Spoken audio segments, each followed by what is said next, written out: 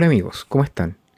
En esta ocasión vamos a hablar acerca de un hecho en particular, de una carta que fue escrita muchos años atrás. Nos vamos a ir a la historia de los testigos de Jehová. ¿Por qué es importante esto? Es para poder desbancar un mito que tienen los testigos de Jehová, que indica que las personas que se van de la secta lo hacen porque son inicuos, son personas que lo que quieren es servirle al mundo, ocupan un texto que habla acerca de la cerda bañada que se va al fango, del perro que vuelve al vómito, etcétera, citando el texto y aplicándolo a aquella persona que se va ejerciendo su libertad. Ahora, cuando esto ocurre, los hechos son, la gente en la secta los asesina en vida. Entonces las personas pierden todo contacto, pierden toda familia, etc. ¿Por qué? Porque dejan de ser testigos de Jehová. Bueno, vamos a ver un caso en realidad que muestra lo que se repite vez tras vez. Es importante notar, no obstante, que si uno analiza las estadísticas de la secta durante la última década, se da cuenta que hay una alarmante cantidad que alcanza casi 1 millón de testigos de Jehová que han dejado de asistir a las reuniones, han dejado de ser testigos de Jehová en la práctica, pasando a ser del club de los inactivos. No todos son explicados por expulsiones ni mucho menos, sino que el gran volumen de las personas que han desaparecido de la secta simplemente ya no va más. Algunos pueden decir no, que esto es debilidad espiritual, se han cansado, etc. El mundo los ha envuelto en sus iniquidades o en su materialismo, pero no es así. Hay una gran cantidad, la gran mayoría de los testigos que se va lo hace porque ha visto que dentro de la secta hay una dicotomía entre lo que se dice y lo que se hace, en lo que se enseña y lo que se practica, entre los valores que se dice respetar y los que realmente están ejerciendo el control y los que se practican día tras día. No solamente a nivel de congregación, sino que a nivel de organización. No solamente las cosas que ocurren a nivel familiar o de congregación o con el anciano cacique de turno, que hace matonaje y se enseñorea con la gente pobre que está bajo su alero en la congregación de turno, en un salón del reino perdido en el mundo. No, estamos hablando de a nivel organizacional, cómo esta secta dice una cosa y dice otra. Por ejemplo, dicen que ellos que en realidad condenan la violencia, las armas, que son pacifistas y no obstante invierten en armas, en empresas de armas.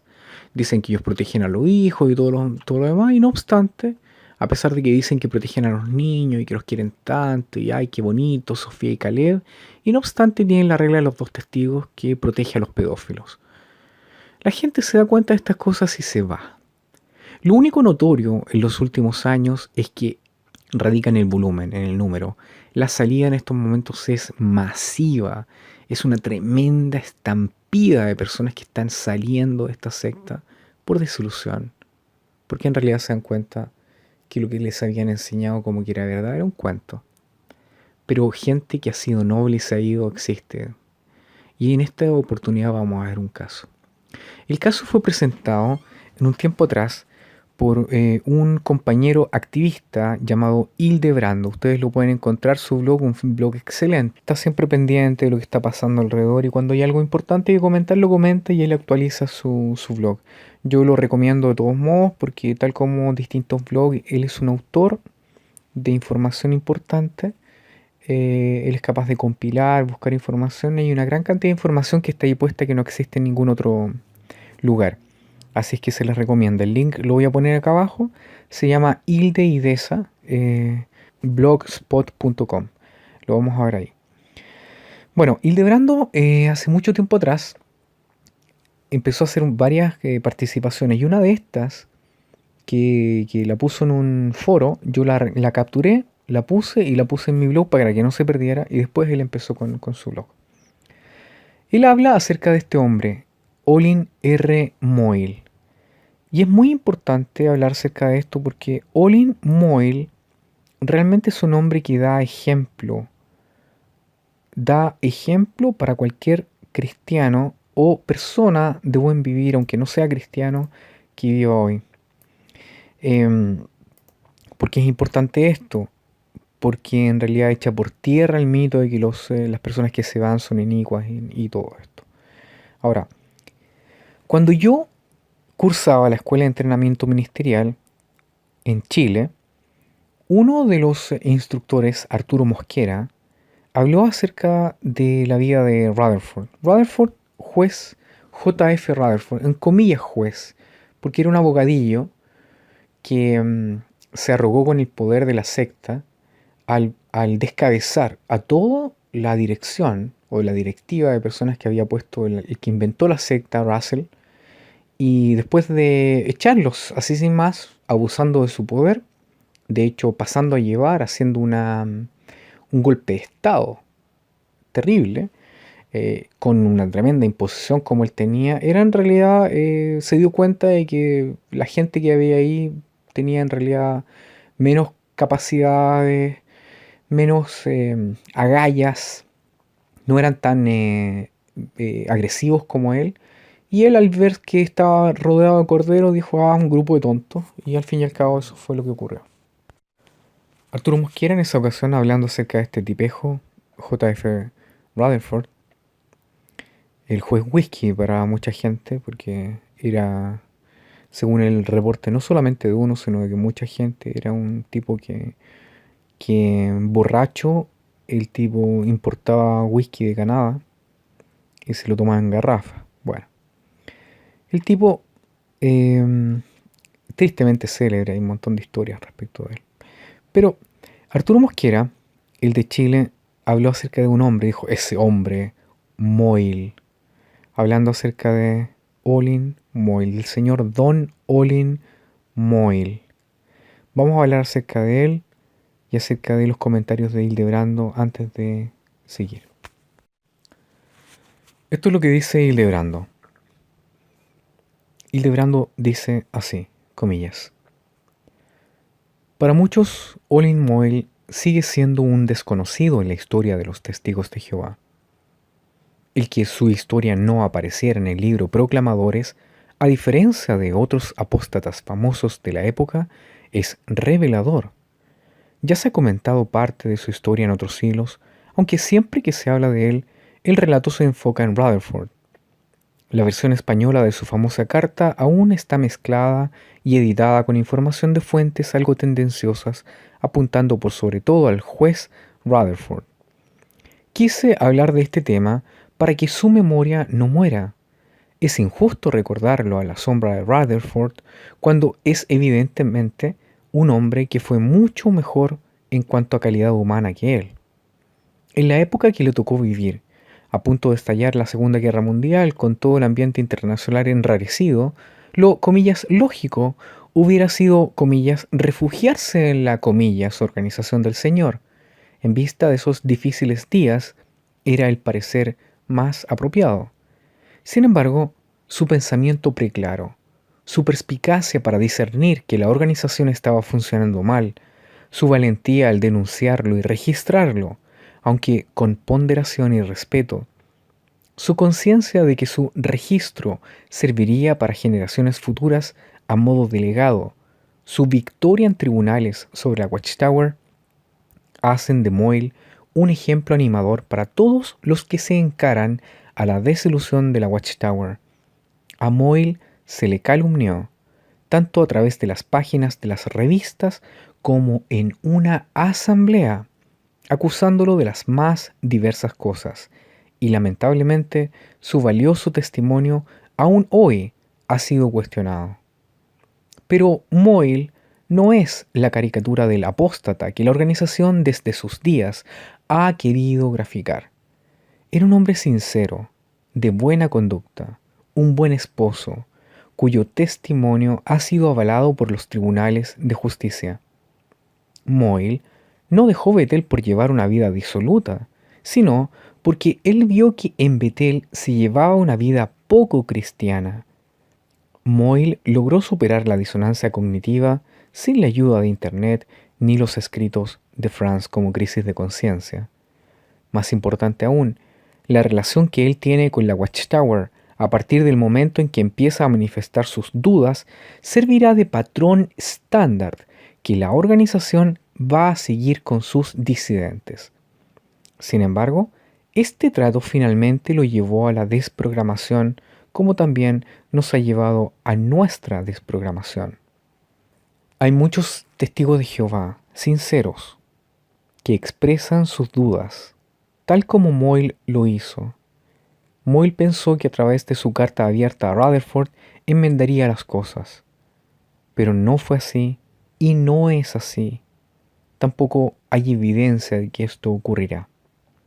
Esto es el primer paso para un vía crucis que vivirá el disidente. Todas las personas que manifiestan dudas tienen que sufrir la pena. Los disidentes han sido martirizados desde la época de Olin Moyle hasta el presente. Estoy seguro que si hubiéramos conocido la carta de Moyle y las consecuencias, hubiéramos tenido mucho más tacto y menos ingenuidad al tratar con la Watchtower, evitándonos tanto dolor emocional innecesario.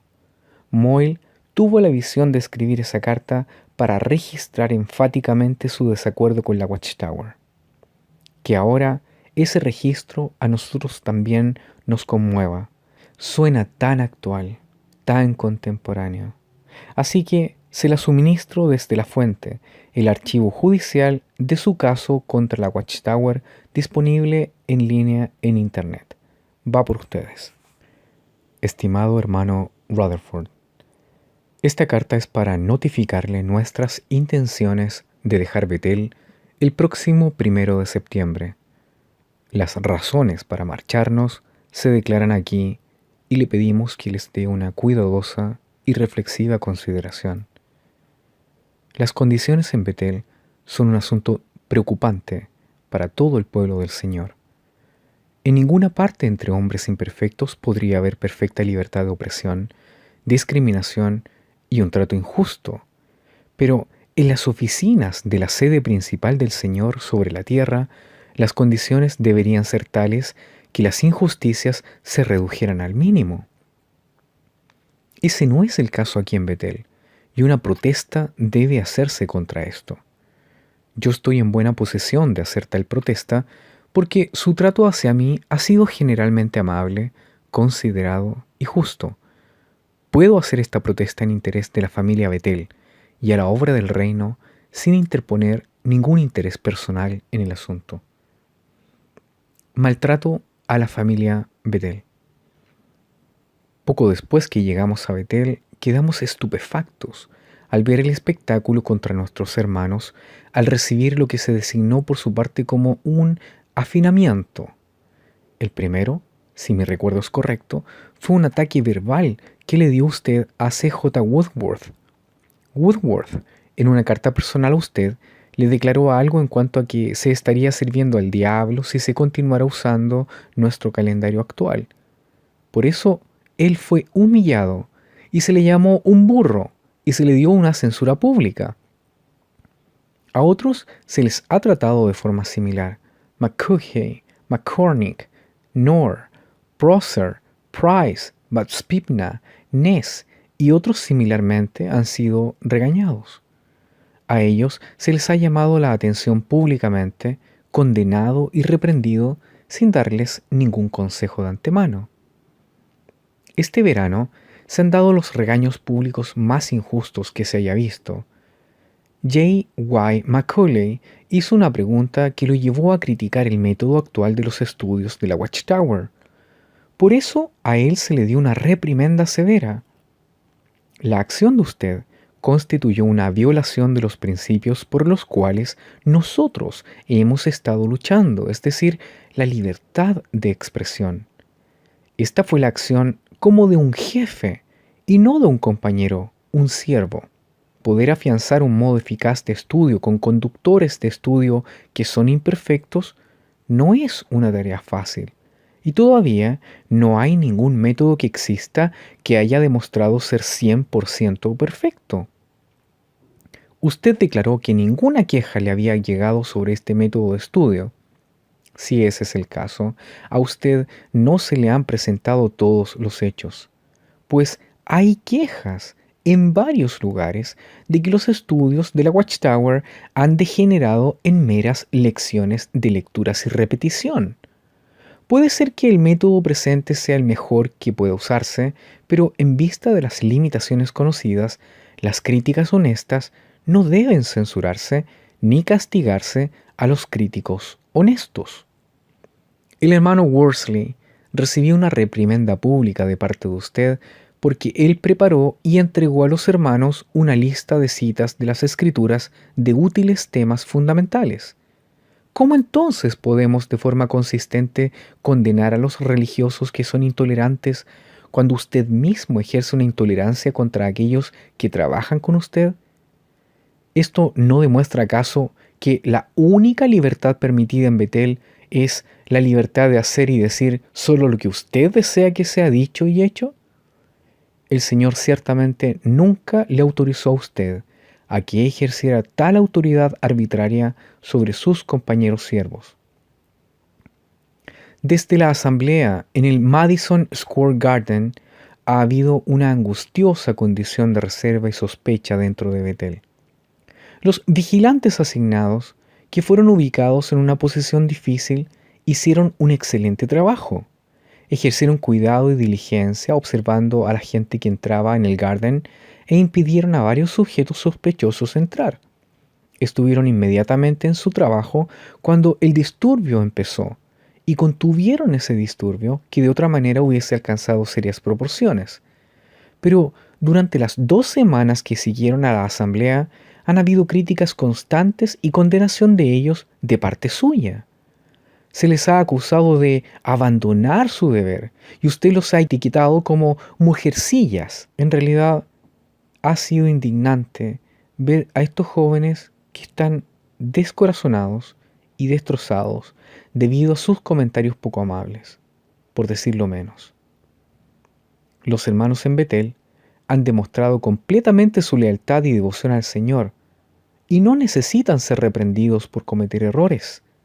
Una sugerencia o admonición amorosa de usted podría ser más que suficiente para rectificar cualquier acción errónea. Podría eliminar resentimiento e inducir a mayor felicidad y consuelo para la entera familia. Ha dicho muchas veces usted que no hay jefes en la organización del Señor, pero el hecho innegable que no puede ser evadido es que sus acciones regañadoras y reprensivas, no solamente para con estos jóvenes, sino para con todos, son las acciones de un jefe. Esto hace que algunos enfermen del corazón. Si usted deja de golpear a sus compañeros siervos, Betel será un lugar más feliz y la obra del reino apropiadamente prosperará. Discriminación. Nosotros le decimos al mundo entero que todos en la organización del Señor son tratados por igual y que todos reciben los mismos beneficios en cuanto a este mundo se refiere. Usted sabe que ese no es el caso. Los hechos no pueden negarse. Tome por ejemplo la diferencia que existe entre los alojamientos amueblados de lujo para usted y sus asistentes personales y compárelos con aquellos que se le dan a nuestros hermanos. Usted tiene muchas residencias, a saber, en Bethel, en Staten Island, en California, etc. Estoy informado que incluso en la Granja del Reino tiene usted una residencia que es mantenida solo para su uso personal durante los cortos periodos que usted pasa allí. ¿Y qué reciben los hermanos que trabajan en la granja? Alcobas pequeñas, sin calefacción, pasando fríos terribles en tiempo de invierno. Viven en sus camiones como si estuvieran de campamento. Esto pudiese ser del todo correcto si fuese necesario, pero la verdad es que hay muchas residencias en ese lugar de la granja que no se están utilizando o se usan para otras cosas que podrían usarse para darles un poco de alivio a aquellos que trabajan por tanto tiempo y tan duro. Usted, en su oficina, trabaja en un cuarto con un buen aire acondicionado. Usted y sus asistentes pasan una porción de la semana en los campos rodeados de un ambiente sereno, pero los jóvenes en la fábrica, quienes diligentemente trabajan los meses de verano calurosos, lo hacen sin tal beneficio, ni se hace ningún esfuerzo para ayudarlos. Esto es una discriminación que debe recibir su consideración reflexiva. Matrimonios. Aquí de nuevo se muestra un trato desigual y discriminatorio. Un hermano dejó Betel hace algún tiempo con el propósito de casarse y, así estoy informado, se le negó el privilegio de ser precursor en New York, al parecer debido a una desaprobación oficial por su acción de dejar Betel. Por otro lado, cuando Bonnie Boyd se casó, ella no tuvo que salir de Betel. Le permitieron traer a su marido a Betel a pesar de la regla escrita que indica que ambas partes que se casan deben de haber vivido allí unos 5 años antes. El trato áspero de uno y el trato favorecido hacia otro es discriminación y no debe tener lugar en la organización del Señor. Paréntesis de Miller. Esta mujer, Bonnie Boyd, es la supuesta y alegada amante de Rutherford. Bonnie Boyd aparece en varias fotos donde aparece ahí también Rutherford. Esta mujer, según los testimonios internos de sobrevivientes de esta secta, tenía un acceso directo a la habitación de Rutherford. Rutherford era un tipo que estaba casado pero no vivía con su mujer. Vivían separados hace muchos años. Y Bonnie Boyd era muy cercana y se casó, puso la habitación al lado con una puerta directa a él y era el amante. Todo el mundo sabían que era el amante, pero se quedaban callados o por último lo sospechaban y no decían nada. Cierre de comentario. Lenguaje sucio y vulgar. Los mandatos bíblicos contra el hablar sucio, indecente y mofarse nunca han sido derogados. Es impactante y nauseabundo escuchar habla vulgar y obscena en Betel. Una hermana declaró que esta fue una de las cosas a las que tuvo que acostumbrarse en Betel. La risa más escandalosa en la mesa viene cuando se hace un chiste sucio o de doble sentido. Y usted, hermano Rutherford, no tiene los trigos limpios. Licor.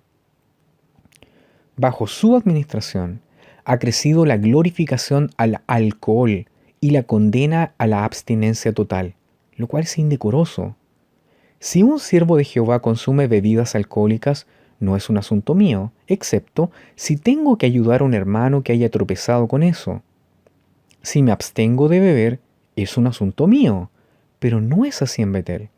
Allí parece que hay una política definida de forzar a los recién llegados a que beban licor, y se muestra un resentimiento contra aquellos que no se les unen. Se dice, uno no puede ser un verdadero betelita sin beber cerveza. Poco después que llegamos, arrogantemente se declaró, no podemos hacer mucho con Moyle, pero haremos un hombre de Peter.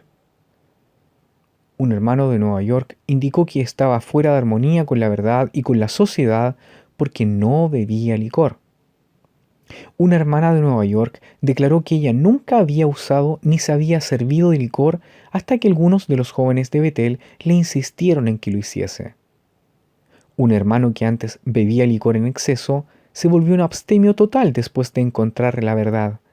Él sabía que un solo trago de licor lo iniciaría nuevamente en su hábito del pasado de beber, pero a pesar de eso, los hermanos de Betel insistieron en que bebiese licor e infirieron que él estaba fuera de armonía con la organización por rehusarse. A los abstemios totales se les ve con desdén, como débiles. Usted ha etiquetado a los abstemios totales públicamente como mojigatos y por tanto debe asumir su parte de responsabilidad por la actitud exhibida tipo Baco de los miembros de la familia. Estas son algunas de las cosas que no deben tener ningún lugar en la organización del Señor. Hay otras injusticias más dolorosas, pero no he tenido ningún contacto personal con ellas y por consiguiente no las voy a discutir. No ha sido una tarea fácil o agradable escribirle a usted estas cosas, y todavía es más difícil hacer esta protesta eficaz dejando a Betel. Nosotros vendimos nuestra casa y el negocio que teníamos cuando nos vinimos a Betel y teníamos toda la intención de quedarnos aquí por el resto de nuestras vidas, al servicio del Señor. Nos vamos para así registrar enfáticamente nuestro desacuerdo con las condiciones injustas mencionadas en esta carta. No estamos dejando el servicio del Señor, sino que continuaremos sirviéndole a Él y a su organización tan plenamente como nuestras fuerzas y medios nos permitan. Tampoco estoy huyendo de la batalla con las muchedumbres del diablo en los tribunales. Espero volver a la práctica privada de la ley, probablemente en Milwaukee, Wisconsin, y espero estar en la lucha en todos los sentidos posibles.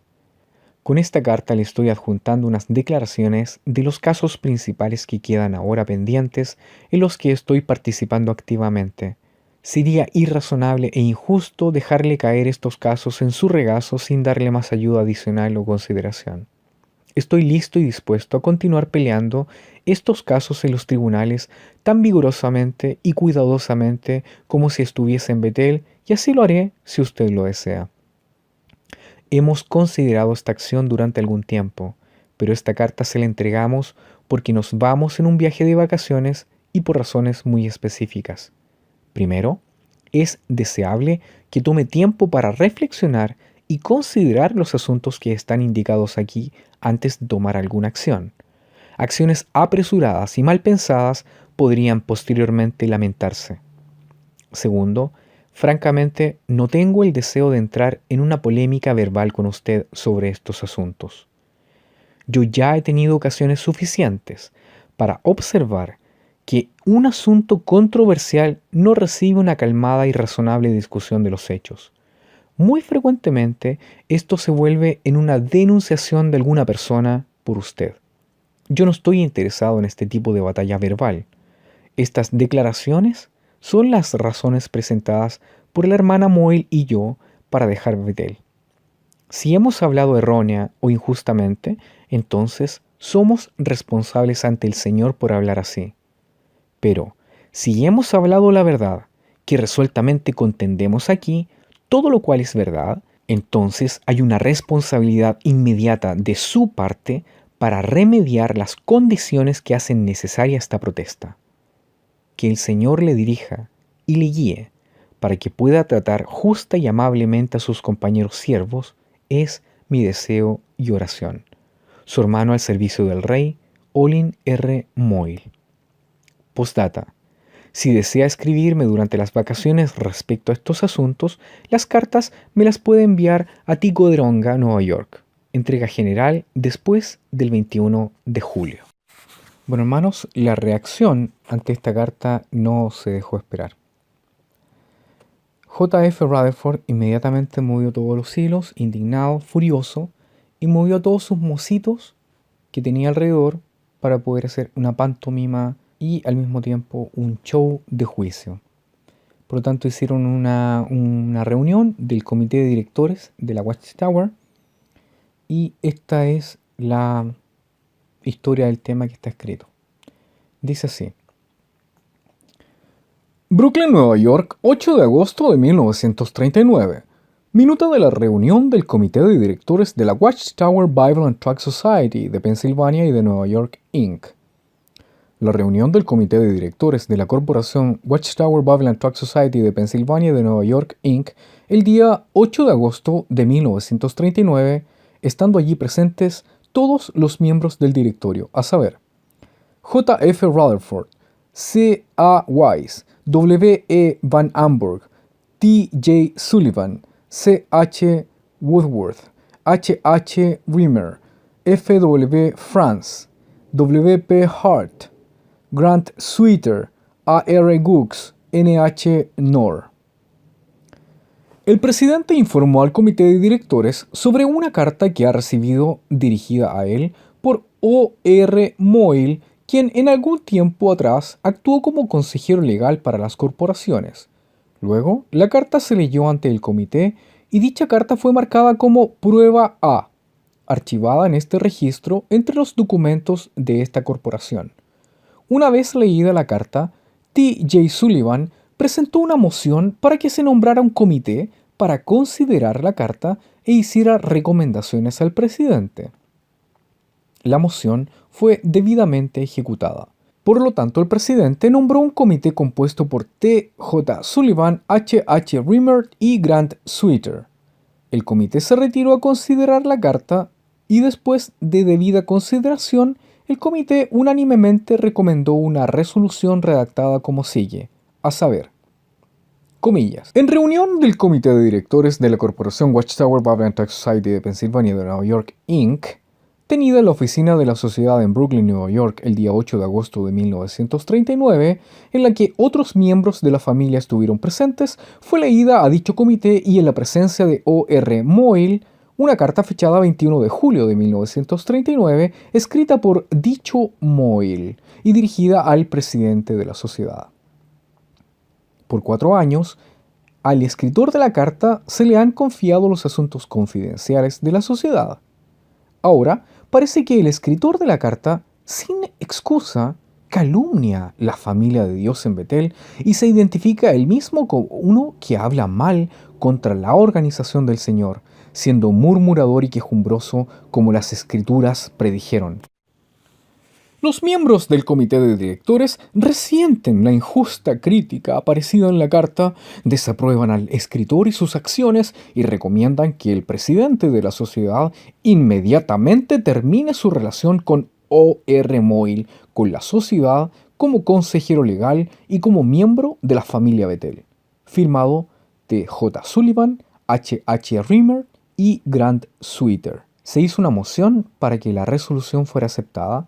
Siendo la moción debidamente secundada, la carta y la resolución fueron discutidas en extenso por cada miembro del comité de directores. Olin R. Moyle, estando presente también en esta reunión, fue invitado por el presidente a hacer cualquier declaración que tuviera que hacer o cualquier defensa que deseara hacer, y lo único que declaró fue esto: no tengo nada más que decir. La carta habla por sí misma. Por lo tanto, el nombre de cada miembro del comité fue llamado y cada uno votó a adoptar la resolución. En cuanto a la adopción de la resolución, el presidente destacó lo siguiente que está insertado en el registro, a saber: he estado en este escritorio por 22 años. He tenido muchas acusaciones del esclavo malo, pero nunca he tenido una peor que esta, así de mala. La queja sobre mí, de los diferentes lugares donde resido, es el mismo lenguaje de la clase del esclavo malo. Las acusaciones hechas en esta carta sobre los muchos lugares que tengo para vivir y que son mucho mejores que los de cualquier otro miembro de la organización. Los hechos que conciernen a esto han sido publicados una y otra vez, y los hermanos por doquier conocen estos hechos y saben que no soy dueño de una tierra, y saben que no soy dueño ni de un metro cuadrado de tierra bajo el sol. Todas estas provisiones han sido entregadas a los intereses del reino de Dios. Y como se declara en el libro Salvación, busqué alguna cosa que fuera algo tangible, un registro y evidencia de que nosotros creemos que Dios está regresando a la tierra a los fieles hombres de la antigüedad. La granja fue comprada para el apoyo de esta familia y por otras buenas razones, las cuales aún no he revelado, pero que son del interés del reino. Como el hermano Nor ha dicho, esta oficina fue arreglada para mí y no he tenido nada que ver con ese arreglo, sino que fue hecho por los hermanos Martin, Nor, Weiss y Van Amburg. He sido criticado en esta carta por tener un cuarto con aire acondicionado. El hermano Van Amburg dará testimonio de esto, que mi oficina es la más calurosa en el edificio, justo bajo el techo y de difícil ventilación.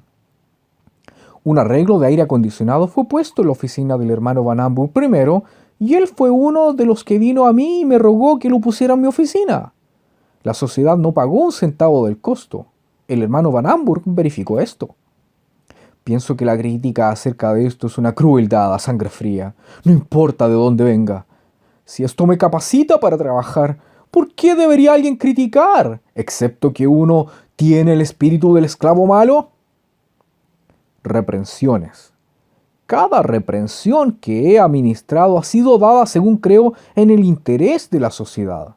El apóstol Pablo fue un portavoz especial para Jesucristo. Como una atalaya ha declarado, Timoteo y Tito representan a la sociedad, y así como el Señor a través de Pablo los instruía, Así el Señor, a través de la sociedad, instruye y dirige a otros. La sociedad habla por su cabeza oficial. Pablo dijo a Timoteo: a los que pecan, repréndelos ante todos, para que todos ellos puedan también temer. Respecto al que he tomado un curso equivocado, Pablo instruyó a Tito con estas palabras: este testimonio es verdadero. Donde quiera, repréndelos duramente, para que sean saludables en la fe. Otra vez dijo: estas cosas conversa, exhorta y reprende con toda autoridad, que ningún hombre te desprecie. Como he dicho a menudo a algunos hermanos, a mí me daña mucho más administrar una reprensión que a quien la recibe. Si veo alguna cosa en la organización marchando mal, según creo, podría ser infiel al Señor si no reprendo al malhechor. He intentado proceder de acuerdo con esta regla anunciada por el apóstol, una regla de Dios, a saber, a quien el Señor ama, reprende. Si a cada persona se le permite tomar su propio camino, la organización podría hacerse pedazos. El que cree en el gobierno teocrático y por lo tanto Jehová está dirigiendo a su pueblo, debe ver que es el proceder apropiado para la sociedad arreglar un sistema de estudio. Entonces, si a cada persona se le permite producir y adoptar su propio sistema de estudio, esto podría significar actuar contra las instrucciones del Señor. Por lo tanto, las reprensiones son necesarias para traer esos asuntos a la atención de otros, para que puedan temer e ir en contra del arreglo del Señor. Discriminación. No he hecho discriminación con respecto al matrimonio. Cuando Bonnie Boyd se casó, esa fue su responsabilidad. Mi responsabilidad fue determinar si ella podía o no permanecer en el hogar, ya sea atraer a su esposo para que permaneciera allí o dispensar sus servicios. Ella ha sido mi secretaria por 15 años y la más eficiente que he tenido en la oficina. Ha tomado dictado de todo lo que he escrito: discursos, artículos de revistas, dalayas, libros y folletos. Yo determiné que debería permanecer en la oficina y fue mi asunto y mi responsabilidad, y no de algún otro. Lenguaje vulgar. Si otros en la casa lo usan es su responsabilidad. La declaración de que bromas sucias son dichas en la mesa y que la familia ríe así y solo así es un detestable ultraje, y quien quiera que diga que ese es el caso es un mentiroso deliberado, sin importar quién sea y de dónde venga. Licor. Esta acusación es viciosa. Siempre he sido abierto y de altura de miras al respecto. El hermano Van Amburg fue en un tiempo prohibicionista. Después siguió el consejo de su doctor de tomar algún licor desintoxicante y le ayudó a conseguirlo. El hermano Wise ha dicho que 3 doctores le han aconsejado beber cerveza. He provisto licor al hermano y la hermana Sullivan, especialmente cuando estuvo enferma, y a otros en la casa. Este es mi asunto y mi responsabilidad. Ahora tú, Moyle, me denuncias como un dios del vino. Ese es el significado de Baco, la palabra que usaste. Has tenido que recurrir a la mitología y no a las escrituras para hallar un nombre para mí. La mitología procede del diablo y otros malos espíritus. Jesús hizo vino. El apóstol Pablo aconsejó que se tomara con moderación, si lo deseas. Si lo que dices no es del esclavo malo, entonces no soy capaz de entenderte. Con esta conexión, tus acusaciones sobre la familia son viciosas y falsas. Muestras que provienen del espíritu del malvado y son cosa detestable. Ahora te digo esto a ti, Moyle. Te has aliado tú mismo con el diablo. Estás voluntariamente, sin ninguna causa justa o incluso excusa, expulsándote a ti mismo de la organización del Señor y estás regresando a la organización del diablo a ejercer la profesión de abogado.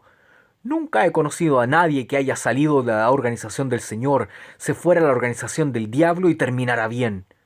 Cuando dices que deseas seguir peleando por el Señor, no hay persona aquí presente que te crea una sola palabra. Por lo tanto, tú nunca representarás a la Watchtower con mi consentimiento. Esta resolución ha sido adoptada. La cumpliré. Hiciste notar que te vas el 1 de septiembre. No necesitas esperar. Deja la casa hoy mismo. Si deseas unirte al enemigo y pelear, hazlo.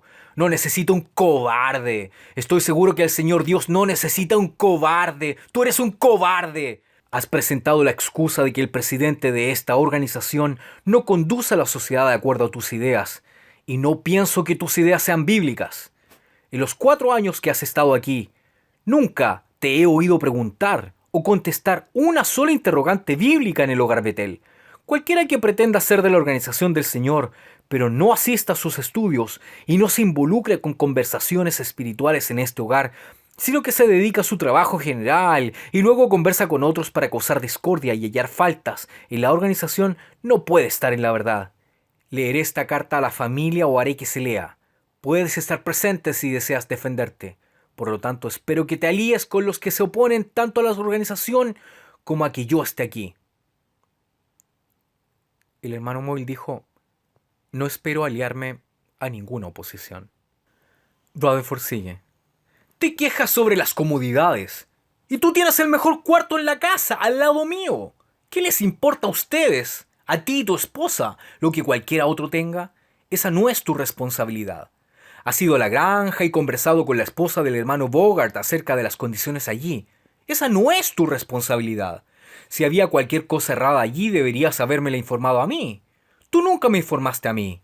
Si fueras un verdadero siervo, confidente del Señor y de esta sociedad, podrías haber informado tales cosas, pero no lo hiciste.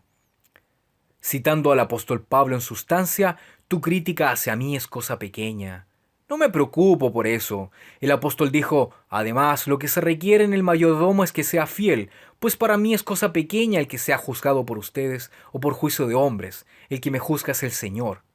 Si cada cosa que has dicho en esta carta fuera cierta, tampoco hay excusa para lo que han hecho. ¿Quién eres tú para juzgar al siervo de otro hombre? Para su propio amo él permanecerá de pie o caerá. Tu problema, Moyle, es el temor. Probablemente no a que pudieras recibir algún daño corporal, sino que temes no ganar la aprobación de los hombres y que digan que eres un buen compañero. En mi opinión, eres un religioso y no un cristiano. Hermano Health: Moyle, necesito preguntarte algo. ¿Eres jesuita?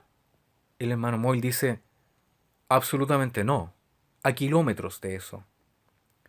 Rutherford dice: ¿podrías explicar, Moyle, entonces por qué tuviste tanta familiaridad en los tribunales con MacDonald, palmoteándole la espalda cuando tú sabías que él era uno de los líderes en el asalto a la organización de Dios en el Madison Square Garden?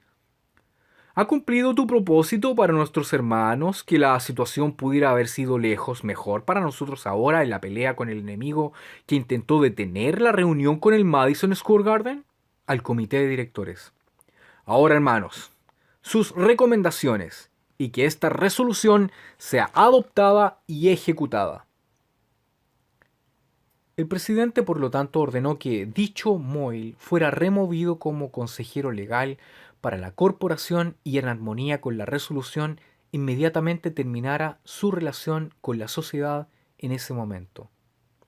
No existiendo cualquier otro asunto, se presenta moción para que la reunión de la Junta se suspenda. W. E. Van Amburg, secretario. Entonces, después de haber leído esta parte, Hildebrando hace su comentario y dice así: esta joya histórica de la vergüenza es el primer comité judicial Watchtower del que se tiene registro. Aún antes que el procedimiento de expulsión fuera adoptado por Knorr y France en 1950, este es el primer escrito de expulsión. Sin embargo, ambos dirigentes, junto con los demás miembros del directorio de la corporación que estuvieron presentes, secundaron y sustentaron este juicio que Rutherford presidió contra Moyle. No cabe duda que esta es la experiencia original que le sirvió de marco para regular e implementar la expulsión. Los comités judiciales nacen, por lo tanto, no para mantener la pureza de la congregación en sentido moral, sino para controlar la disidencia. Nótese que Rutherford convoca a toda la junta directiva para tratar con la carta de Moyle, que es archivada como prueba A unas 2 semanas después de que la recibió. Como los que hemos sido ancianos sabemos, es lógico que Rutherford les haya adelantado todo el asunto extraoficialmente durante ese tiempo y esta reunión sea solo para protocolarmente cumplir con las formalidades del juicio, teniendo la decisión ya tomada. Lo que se parece mucho a lo que actualmente ocurre cuando se sabe de un pecado grave. El coordinador reúne al cuerpo de ancianos y les informa lo sucedido para que se nombre un comité judicial, se llevan actas de los comités y se archivan. Por lo tanto, en este caso, el presidente nombra un comité de 3 miembros que se retira para, comillas, deliberar. Y casualmente llega a la conclusión de que hay que expulsar a Moyle, básicamente por hablar contra la organización del Señor. Hoy, los comités judiciales se componen de 3 miembros que teóricamente deciden en independencia del cuerpo de ancianos o de su coordinador. No deja de ser curioso que la primera expulsión formal sea por apostasía. A Moyle se le concede el derecho de decir algo en su favor, pero a diferencia de muchos de nosotros, él no es un pardillo. Él ya en su carta había dicho que era inútil hablar con Rutherford, pues él sabía que terminaría siendo acusado por el juez, tal como siempre sucedía y sigue sucediendo. Por eso, Moyle calla como tantas veces han hecho los que no tienen culpa. Quizá bastaba con esto para terminar el juicio, pero Rutherford está muy herido por la carta, ya que muchos han sabido de esta carta abierta y están al tanto. Moyle lo ha expuesto y ha expuesto los hechos que todos saben que son ciertos. Lo que Moyle ha dicho podría volver a plantearse en el futuro. La disonancia cognitiva que los controla estaba en peligro. Moyle se había dado cuenta de muchas cosas que Rutherford mantenía ocultas o sencillamente no le interesaba dar ninguna explicación. Por lo tanto, había que acallar fuertemente a Moyle. Había que darle un castigo ejemplar. Había que ponerle en San Benito de traidor, de endemoniado, de infiltrado, de religioso, de poco espiritual, para que nadie osase a acercarse a él, para que nadie creyese en sus denuncias. Hoy se practica lo mismo. A los que han sido expulsados por disidencia se les presenta como los peores pecadores, como endemoniados, cuando muchas veces eligen irse por toda la corrupción que han visto adentro. De este modo se acallan sus denuncias. Moyle no había hablado contra los trabajadores de Betel. Al contrario, denodadamente había hablado en su favor. Aboga por sus derechos que se suponía tenían. Pero Olin Moyle sabía que la propaganda de la Watchtower era falsa, así como sabía de los malos tratos que recibían todos, mientras Rutherford disfrutaba de opulencia y prepotencia en Betel. Es muy curioso que Moyle no era uno de los afectados. Al contrario, era de la élite de Betel. Vivía con su esposa en un cuarto al lado del de Rutherford y no había recibido sus malos tratos. Sin embargo, a Moyle se le presenta como alguien que ha ofendido a toda la familia Betel, que habla contra toda la organización del Señor, para que los demás trabajadores de Betel no despierten como él ha despertado. También hoy se hace ver que el daño que causan los apóstatas es contra los testigos de Jehová de a pie. Y es todo lo contrario. Es una defensa que hacemos por ellos contra la cúpula dirigente que abusa de ellos. De este modo, Hildebrando comenta esto y vamos a seguir analizando más detalles acerca del caso de Olin Moyle y en qué terminó.